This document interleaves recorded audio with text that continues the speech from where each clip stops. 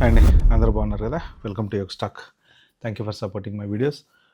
ఇది మొన్న రీసెంట్గా టెక్సాస్లో ఒక తను ఇల్లు అమ్మటానికి గణపతి విగ్రహం తీసేసేయమన్నారని చెప్పేసి విపరీతంగా వైరల్ అయింది అది. సో అదేంటంటే కొంత కమ్యూనల్ యాంగిల్ వెళ్ళినటువంటి సబ్జెక్ట్ కాబట్టి సో జనరల్గా అలాంటి కొంచెం రిస్కీ సబ్జెక్ట్స్ అనమాట. సో దాని మీద నేను అందుకే వీడియో చేయలేదు. కానీ నాకేంటంటే కొంతమంది కామెంట్స్ పెట్టారు ఇన్స్టాలో, సరే ఏంటి దాని మీద వీడియో చేయలేదు, మీరు చేయండి, నిజమేనా, గణపతి విగ్రహాన్ని తీసేయమన్నారా, అలా కూడా చేస్తారా అని చెప్పి. సో అందుకని చెప్పేసి ఈ వీడియో చేద్దామని డిసైడ్ అయ్యాను నేను.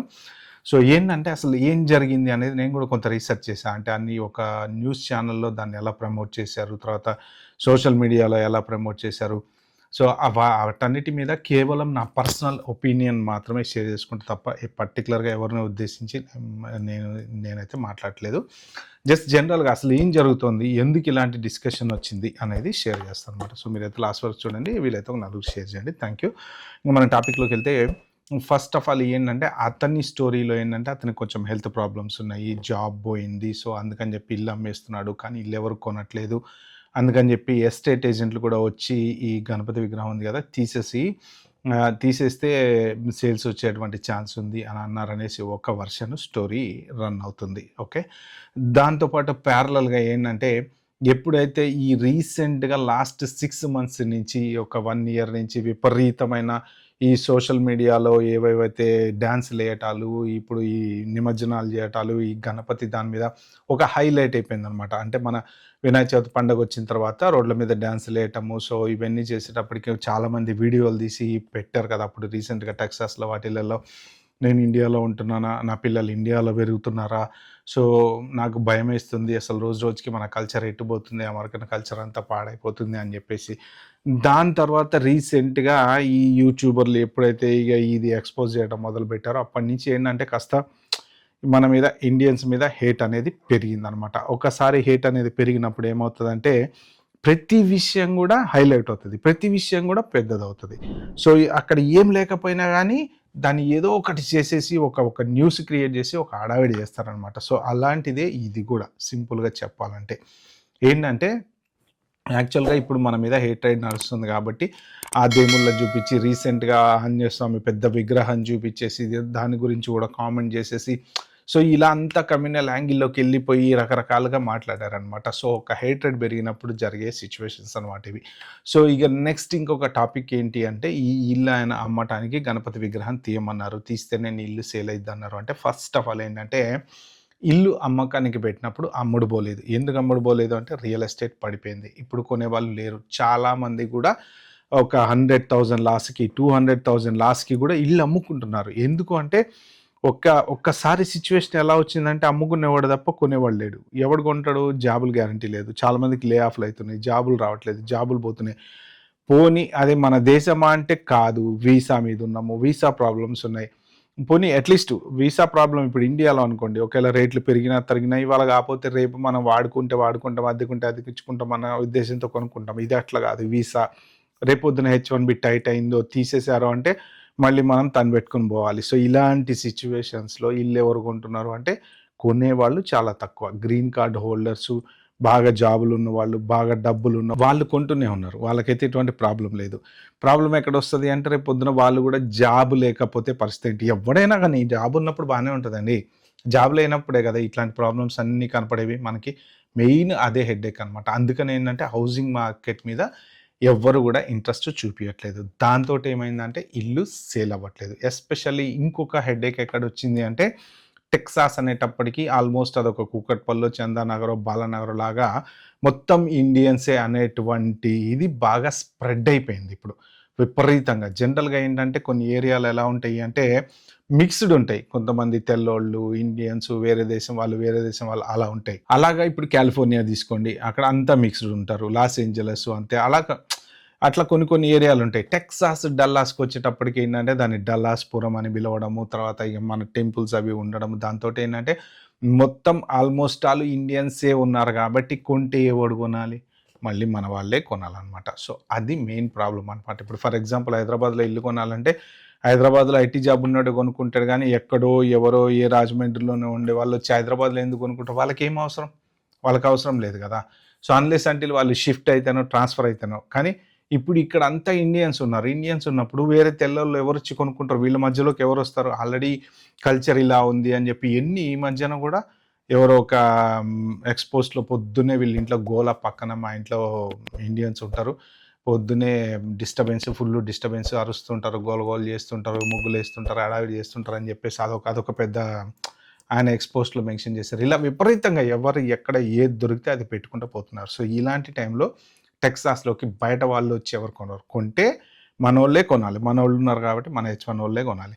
సో, ఇప్పుడు వాళ్ళ పరిస్థితే అంతంత మాత్రంగా ఉంది. ఇక ఒక పక్క స్టాంపింగ్‌కెళ్ళి ఇరుక్కపోయిన వాళ్ళు కొంతమంది, జాబులు లే ఆఫ్‌లు అయిన వాళ్ళు కొంతమంది. సో, ఇంతమంది మధ్యన పోయి ఇల్లుంది, డబ్బులిచ్చి కొనుక్కున్నామంత ధైర్యం ఎవరికీ లేదు. అందుకని కొనటానికి ఎవరు రాక ఎస్టేట్ ఏజెంట్స్ జనరల్‌గా ఏం చెప్తారంటే యాక్చువల్‌గా అబ్రాడ్‌లో ఏ దేశంలో అయినా సరే అంటే బాగా డెవలప్డ్ నేషన్స్‌లో ఏంటంటే ఇల్లు అమ్మకానికి పెట్టినప్పుడు ఏంటంటే కండిషన్ బాగా ఉండాలి అని చెప్తారు వాళ్ళు. అంటే ఎవరైనా ఇల్లు చూడడానికి ఎవరైనా రావచ్చు. ఏ మతస్థులైనా రావచ్చు, ఏ కులస్తులైనా రావచ్చు. సో, ఎవరైనా రావచ్చు. So, as part of that వాళ్ళేంటంటే ఇంట్లో ఏమి వస్తువులు ఉంచకండి. వీలైనంత వరకు నీట్‌గా పెయింటింగ్ చేయండి. పెయింటింగ్ చేసి ఏమన్నా ఎక్కడైనా చూడంగానే ఇప్పుడు ఇల్లు కొనటానికెళ్ళినప్పుడు ఎలా ఉంటాయండి కొంచెం పాజిటివ్ వైబ్స్ అంటారు గదా! మనకి. సో, లోపటికెళ్ళగానే మనకు ఒక టైప్ ఆఫ్ ఫీలింగ్ రావాలనమాట. సో, ఆ పాజిటివ్ ఎనర్జీ అనేది మనకి రావాలి.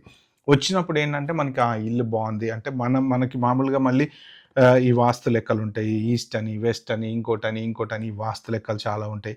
దాంతో పాటేంటంటే కొంత పాజిటివ్ ఎనర్జీ అనేది జనరేట్ అవుతది. ఇంట్లోకి రాంగానే కొన్ని చూడంగానే అరే! భలే ఉందే! ఈ ఇల్లు మనకి బావుంది అని అనిపిస్తూ ఉంటదనమాట. అలా అనిపిచ్చాలి అంటే యాక్చువల్‌గా లుక్ అండ్ ఫీల్ బావుండాలి. సో, కొంతమంది విత్ ఫర్నిచర్ అలా పెట్టేసి నీట్‌గా డెకరేట్ చేసి పెడుతూ ఉంటారు. ఎంప్టీ హౌస్ గూడా చూడ్డానికి బావుంటది.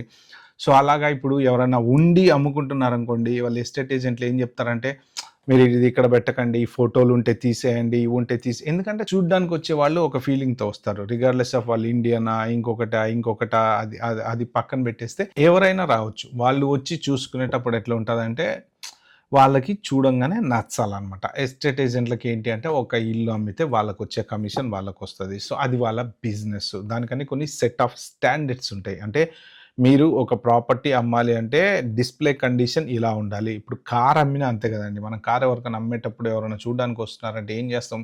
దాన్ని నీట్‌గా కడిగి, తుడిచి లోపటంతా మంచిగా అంతా నీట్‌గా తుడిచేసేసి కొంచెం స్ప్రే కొట్టేసి అట్రాక్షన్ అంటే వాడికి చూడగానే కొనాలి అనేటువంటి ఇంట్రెస్ట్ క్రియేట్ చేసేలాగా చెత్తగా దుమ్ముగా లోపటంతా మన చిప్స్ తినేసి క్రిస్పులు పడేసి పిల్లలైన వాడేసి ఎవడన్నా కొనడానికి వస్తే కొంటాడా కారు? కొనడు కదా! సో, అలాగా నీట్ చేసి పెడతాం కదా! సేమ్ ఇది కూడా అంతే అనేది ఇంకొక వర్షన్ ఆఫ్ ద స్టోరీ ఉందనమాట. సోషల్ మీడియాలో జనరల్‌గా ఇల్లు అనేది నీట్‌గా చూపిస్తే కొనడానికి వాడికి ఇంట్రెస్ట్ వస్తది. సో, ఇప్పుడు ఈ న్యూస్‌లో వీటిలలో మొన్న ఒక ఇంగ్లీష్ న్యూస్ చూసా. అంటే వాళ్ళు ఎయిర్ ట్రేడ్ ఇంకా పెరిగేలాగా మాట్లాడుతున్నారు. మనం అంటే పడట్లేదు, మన మీద అది జేస్తున్నారు, మన దేవుళ్ళని అవమానిస్తున్నారు, మనల్ని అంటే కమ్యూనల్ యాంగిల్‌లు నెగెటివ్‌గా పెంచుకుంటూ పోతే నెగెటివే ఉంటది తప్ప, మనం కొన్నిట్లో పాజిటివ్ జూడొచ్చు, కొన్నిట్లో నెగెటివ్ జూడొచ్చు. సో, ఇప్పటివరకైతే లీగల్‌గా ఏ దేశంలో గూడా మన దేవుడిని చూడొద్దని గాని, మన దేవుడిని తీసేయాలి గాని, అలాంటి లాస్ గాని, అవి గాని ఎక్కడ లేవు. బట్ ఇదేంటంటే కంప్లీట్ పర్సనల్. అతనికేదో హెల్త్ ఇష్యూ ఉంది. జాబ్ లేదు. ఇల్లు అమ్ముకోవాల్సొస్తుంది.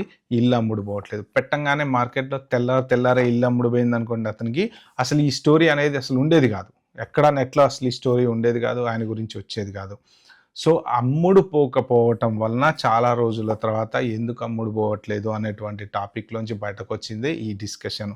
సో, దాన్ని ఏంటంటే సోషల్ మీడియాలో ఇలాగ చూపించటం వల్ల ఇది కొంత వైరల్ అయింది తప్ప, సో, మన దేవుడిని తీయాలి, మన దేవుడిని అవమానించాలి అన్న టాపిక్ అయితే నాకైతే ఎక్కడ నెట్‌లో అయితే కనిపించలేదు. బట్ అది కూడా ఎవరు చెయ్యరు. సో, వాళ్ళకి ఎండ్ ఆఫ్ ద డే ఏంటంటే ఎస్టేట్ ఏజెంట్స్‌కి ఇల్లు లుక్ అండ్ ఫీల్ బావుండాలి. సమ్ పాజిటివ్ వైబ్స్ అనేవి రావాలనమాట. సో, అది దీనికి సంబంధించిన స్టోరీ.